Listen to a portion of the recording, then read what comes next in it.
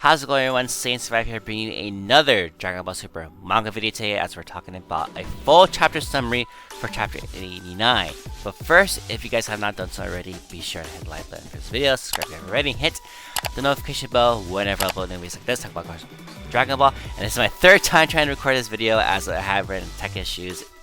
But hopefully we get this done this time. But if you have not seen it so already, I did do a video covering the leaked pages and panels for this month's chapter, which came out just a couple hours ago. So if you want to see a visual representation of what the summary is going to be about, please check out the previous video I posted. And thank you guys so much for watching that video and giving the thumbs up to it.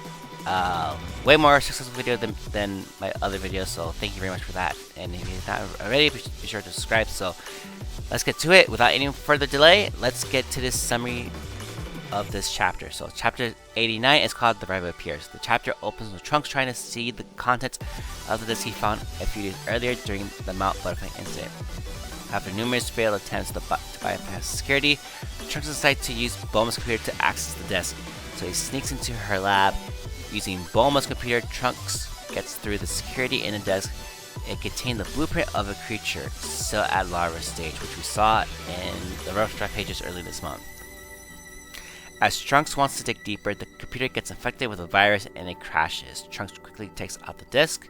Bulma arrives with Bra and catches Trunks, who has broken her computer. She says Trunks has inherited Vegeta's talent in breaking her things, amongst other things we may add. In the meanwhile, little Bra fixes the computer and saves it from the virus attack. Bulma says that Bra is much more talented than Trunks at such an age. So I guess we're gonna get from here that Bra will become like the next Bulma, where she is the tactician, the computer whiz, where maybe in a future arc we'll see that Bulma is stuck on something, but then Bra comes in and helps out Bulma with something that she would have thought much later, but Brock is able to pick it up much faster than Bulma, or to come up with new technology to help out the Z fighters with that balance. But I also like to see Bra also become a fighter as well, so she becomes like a Salvatore, I guess, in a way, where she's able to help out in the battlefield and able to assist them in technology-wise. I like to see that a lot. Bulma then informs Trunks that Mai is joining Buha High School as well, and she warns them to go to school together. So Trunks better not make it late.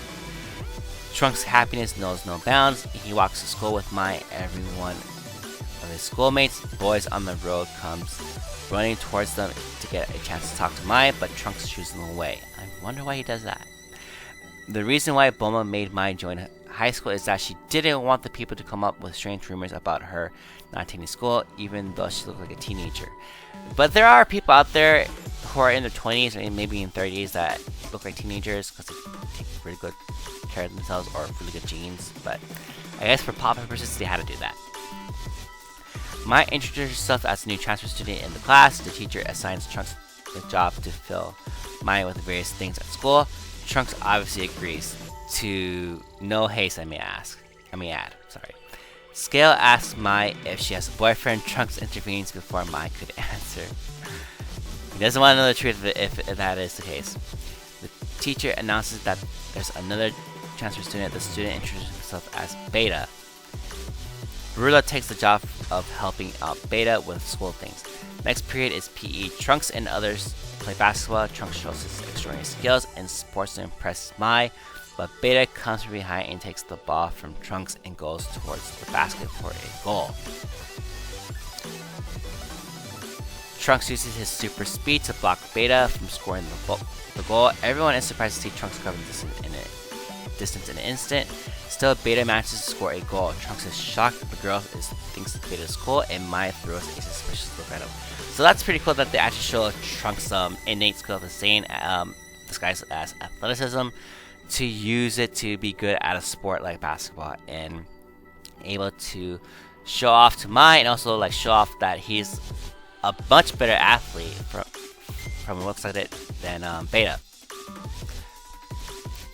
So that's pretty cool to see. So I just wonder why we don't see that more often. Well, we did see it with Gohan, but we can also see it with like Goten as well if they do eventually show that off later. A close-up of Beta's eyes reveal that he's been transmitting the video feed to none other than his creator, Dr. Hedo, who is at a new hideout near the port along with his alpha androids, and he watches his video feed. So I originally thought that the video feed was coming from Dr. Hedo's fly robot, Hachimaru, but that is not the case right here.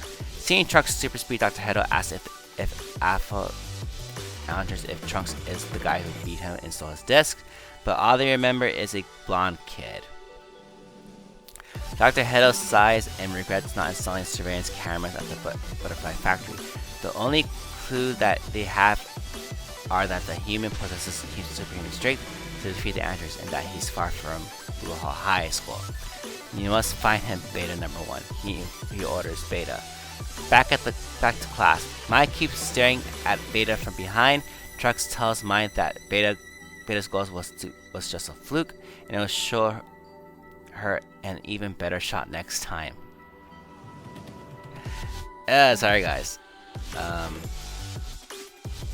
Mai tells him to keep it down. Trunks is confused, so Mai lets him know that Beta is not a human. As she notices a bruise on his neck, which is actually a patch for, it looks like, for a zombie. So we can see that Beta is possibly still a zombie or a stitched up human that looks much better than a zombie. Trunks gets scared seeing that. He thinks Beta's a ghost. How does Trunks think that is a ghost? Come on, bro. Like, you used to ghost tanks and you used ghosts. So how are you scared of ghosts? And also, Trunks should be much smarter than this. Look, I don't get it. Like, come on. The son of Boma, you should know better. Mai denies that and tells him that she thinks he's an android. Oh, there we go. But a different type as compared to 18. She also thinks that he's looking for someone. Trunks talks to himself. He doesn't feel any life energy coming from Beta. He thinks he's a friend of these zombies and he's still there to kill him. He worries that his Saiyaman X1 entity might get revealed to the public at this rate. He might actually. Hedo is very suspicious of Trunks, so he orders Beta number 1 to check if he has any superpowers. So Beta throws a ball at Trunks from behind. Trunks notices it and pretends to tie his shoes. The ball hits his wall, then the fire extinguisher besides Beta. At lunch, Trunks wants more soup, but he's denied it as everyone is supposed to get the same amount. Beta throws his soup from behind, but Trunks notices it and catches the soup in his bowl. He thinks Beta Hedo is now annoyed. From what we saw from the pages from this panel, it looks exactly and feels like it comes from Sam Raimi's and Tobey Maguire's Spider-Man. So a lot of views right there. So I really like that. So obviously I was right about this. So I just love it. I just love it a lot. And obviously there's some influence right there, so that's pretty cool. Math class. Both Trunks and Beta are called to solve a problem on the board. Beta gets it right, Trunks is wrong. Hedo celebrates this win against Trunks even though it's an unrelated mission. That's funny. Part 3. After school, Beta waits behind a wooden block as Trunks and Mai walk that way. He plans on dropping the block on Trunks. Trunks notices this and worries that if he dodges it, it will hit Mai. Just then, Goten lifts a truck to take out the tennis ball that was under it. Dang, Goten, you just want to do that just out of the norm and not give any suspicion. Goten gives the ball to the girl and tells them that it was a light truck. Beta sees this. He concludes that Goten is the superhuman that locked down the alphas. Hedo orders him to transfer and get this back from him. Beta rips off his shirt and wears his superhero suit. Goten thinks of him to be a cosplayer. Mai figures out that it's none other than Beta. Trunks doesn't want them to fight in front of the school, and the classmate Beta introduces himself. My name is Beta number 1, Dr. Hedo's masterpiece. So he introduces himself and straight up yells out his creator's name. Oh, Beta, why would he do that? You're just giving it away, man. Goten says that he's never heard of Dr. Hedo and asks if he can go home as he's getting late. Beta number 1 attacks him, but he dodges it with ease. Everyone at school watches them fight. Goten wants to settle this outside the school, but Beta disagrees. He just wants the disc he stole from the doctor. Goten has no idea about the disc. Obviously, Goten doesn't know because Trunks stole it and probably didn't tell him about it. Trunks figures out that Beta is stronger than both zombies, so he asks Mike to hold his bags for him, and he wanted to go to the bathroom. Beta charges, a serious attack. Goten figures out he can't dodge it. He has got no choice but to counter this. He's cornered. Trunks arrives and stops Beta's punches. Scale recognizes Sandman X1 as the new hero in town. Alpha recognizes Sandman X1 as the one who took them down. He orders Beta to get him. Trunks gives Goten the transforming watch and tells him to run away from the scene. Beta catches Sandman X1 off guard and lands a blow on him. Sandman X1 smiles, throws Beta to a long distance, who then lands in the schoolyard. Sandman X1 hits Beta with his down cycle kick. Rula and Scale decide to go to the schoolyard to watch the fight. Mai wonders if she knows who Sandman X1 is, as he felt familiar. She'll probably get the idea pretty soon. Alright. Hedo admires Sandman X1's strength. He also thinks his costume is cool. So this is possibly where he gets the inspiration from the Gammas. But I always thought that Hedo always had a fascination with heroes from then, since he was a kid, and that just transfers to that. But Beta can't lose, so he tells him to use that. Beta presses the button on his belt and activates the battle jacket. Beta calls it Beta number 2. So the battle jacket is from obviously that callback from the early Dragon Ball, where we see the Pilaf gang uses that to get the Dragon Balls, and of course from Officer Black from the Remember Army arc, he used that to fight against Goku. And also we see the battle jacket in the Namek arc, or the Frieza's arc, of when she uses that to get the Dragon Balls as well. That's pretty cool. A nice callback, I love it. Beta 2 launches a missile. X1 can't dodge it or else it will hit the people. He grabs it and diverts it to the sea. X1 kicks, makes Beta 2 fall on the ground, whose impact makes Mai fall too. Trunks backs open and Gyro's disc falls out of it. Hedo and Beta notice it. Mai puts the disc back in the bag and runs away from the fight. Hedo orders Beta to catch Mai. Beta 2 grabs Mai. I like that they first said Beta 2, no longer is Beta 1. But as Trunks is about to go save her, Beta 2 launches a series of missiles from his buttocks at the students. Trunks destroys each one of them, but they keep coming. Beta 2 leaves the lower half of his body to keep X1 busy with missiles, as he separates his upper body and flies off to the sky with Mai. Just then, X2 arrives on time and destroys the lower body of Beta 2, which stops the firing of the missiles. Hedo is shocked to see another Saiyaman. Trunks uses his pressurized steam high pressure, the little energy ball that we saw earlier on Beta 2, which destroys the Beta 2 battle jacket, leaving Beta in his underwear. They should know who it is from there, unless he flies out of distance from sight. As Mai falls from the sky, X1 catches her. Mai slowly opens her eyes and she sees a red scar that reminds her of future Trunks.